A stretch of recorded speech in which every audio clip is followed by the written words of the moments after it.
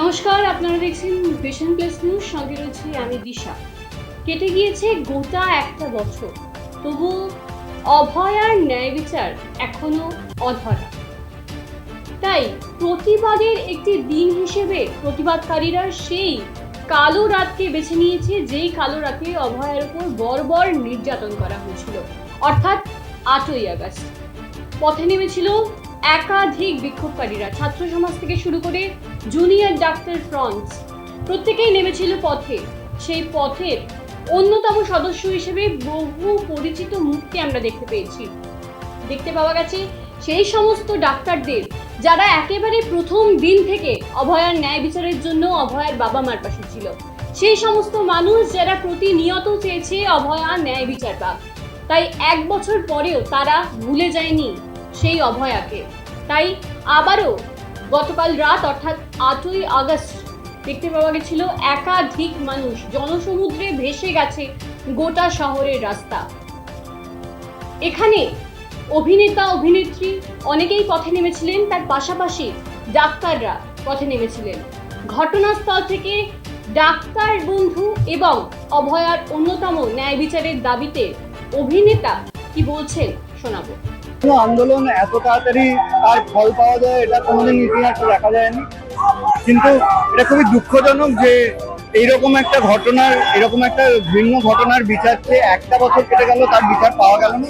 এবং সেই জন্যই জুনিয়র ডক্টর সহ হাজার হাজার মানুষ, সাধারণ মানুষ পথে নেমেছেন, এবং আমি নিজেকে সাধারণ মানুষই মনে করি যে আমিও সেই জন্যই পথে নেমেছি।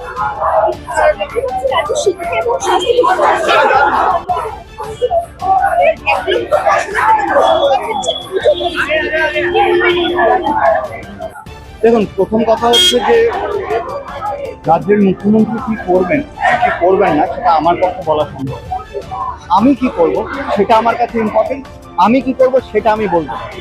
হ্যাঁ, এবং আমি মনে করি যে আজকের দিনে দাঁড়িয়ে যেখানে এরকম একটা ঘৃণ্য ঘটনা হয়েছে, সেটার প্রতিবাদ যতদিন করতে হয়, সেটার যতদিন না বিচার হচ্ছে আমি প্রতিবাদ করবো, এবং আমি আশাবাদী যে এটার বিচার আমরা একদিন না একদিন পাবো। শুধুমাত্র ধর্ষণ নয়, মৃত্যুও হচ্ছে। দেখো, সবথেকে খারাপ লাগে যে এই রাজ্যে, যে রাজ্যে আমার জন্ম, যে রাজ্যে আমার কর্ম সবটাই, সেই রাজ্যে আমরা সাধারণ মানুষরা সুরক্ষিত নয়। এবং তার জন্যই অভয়াকাণ্ডও কিন্তু এটার একটা প্রতীকী, যে তার জন্যই প্রতিবাদে নামতে হয়েছে। এবং সুরক্ষা, সাধারণ মানুষের সুরক্ষার জন্য প্রতিবাদ করতে হবে, আন্দোলন করতে হবে। এর থেকে লজ্জাজনক তার কিছু হতে পারে না। আজও অভয়া বিচার পাইনি। আমরা তারই মাঝে তামান্না দেখেছি, কসবা দেখেছি। আপনারা আরজি করে একাধিক ইস্যু নিয়ে অনশন করেছিলেন, কি বলবেন? আজও তো রাস্তায়। আমরা অভয়ার বিচার ছিনিয়ে আনার জন্য যা যা করতে হয়, যতদূর এক্সটেন্ড অব্দি যেতে হয়, আমরা পুরোপুরি চেষ্টা করেছিলাম। কিন্তু এই যে কলকাতা পুলিশ এবং সিবিআই, এই দুই অপদার্থ তদন্তকারী সংস্থার জন্য আমাদের বিচার আজও অধরা থেকে গেল। এবং আমরা মানে কাকু কাকিমারও যেটা বক্তব্য এবং আমাদের সবার এটা বক্তব্য যে সঞ্জয় রায় এই ঘটনা একা ঘটাতে পারে না। তারপরেও সিবিআই আমাদেরকে বারবার, আমরা যখন দেখা করেছি, কাকু কাকিমা যখন দেখা করেছে, সঞ্জয় রায় একাই দোষী। কিন্তু এই যে সঞ্জয় রায় একজন সিভিক পুলিশ, তিনি ওই সেমিনার হলে ওখানে পৌঁছে গেলেন এবং এই পুরো কাণ্ডটা ঘটিয়ে একা বেরিয়ে চলে এলেন। এটা যে একা একজনের পক্ষে সম্ভব নয়, কারোর ইনস্ট্রাকশন ছাড়া, কারোর মদত ছাড়া। এটা একটা ক্লাস 2 এর বাচ্চাও বলে দিতে পারবে যে এটা সম্ভব না। তো আমাদের সেই বিচার আমরা ছিনিয়ে আনতে এখনো পারিনি, এই দুই সংস্থার অপদার্থতার জন্য মেনলি। এবং আমাদের এই ঘটনাকে বারবার ভুলিয়ে দেওয়া হচ্ছে অন্যান্য ইস্যুতে। তো সেই যে আমরা অভয়াকে এখনো ভুলিনি এবং কোনোদিনই ভুলতে দেবো না কাউকে, সেটার জন্য আমরা আজকে রাস্তায় নেমেছি। কিন্তু এই যে অপরাধীরা অপরাধ করে পার পেয়ে গেল এত তাড়াতাড়ি, এই ঘটনাই আমাদের মানে সমাজকে আরো পিছিয়ে দেবে বলে আমাদের ধারণা। তার কারণ হচ্ছে যে আমরা তারপরেই দেখতে পাচ্ছি যে কসবা ল কলেজে একদম অভয়ের মতনই একটা ঘটনার চেষ্টা হয়েছিল।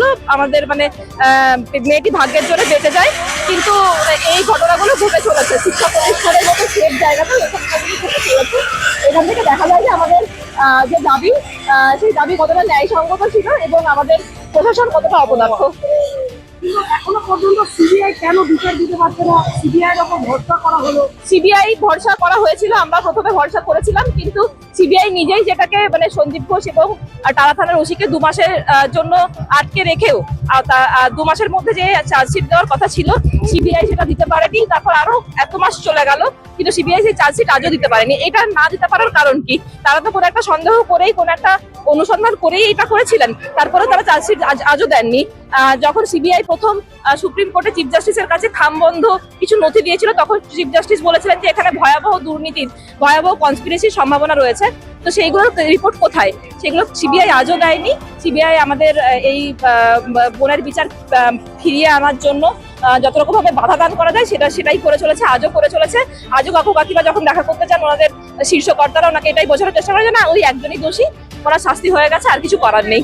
তো সেখান থেকে এই সংস্থার অপদার্থতাই আমাদের এই বোনের বিচার ছিনিয়ে আনতে দিচ্ছে না। যতদিন না বিচার হচ্ছে ততদিন তো রাস্তায় আছে। আমরা যতদিন না বিচার আছে ততদিন তো রাস্তায় ছিলাম, আছি, থাকবো। কিন্তু আমাদের যে আরো যে দাবিগুলি আছে, যে আরেকটিও অভয় যাতে না ঘটে, যেটা কসবা ল করেছে আনফরচুনেটলি ঘটে গেল, এবং আরো ভবিষ্যতে যে ঘটবে না এরকম আমরা ভাবতে পারছি না, এরকম আমাদের আশঙ্কা থেকেই যাচ্ছে যে এরকম ঘটনা ঘটতেই থাকবে। তো সেই জায়গা থেকে আমরা আমাদের মতো চেষ্টা চালাচ্ছি। এবার সাধারণ মানুষ যতটা চেষ্টা করতে পারেন তার উপর ডিপেন্ড করছে পুরোটা।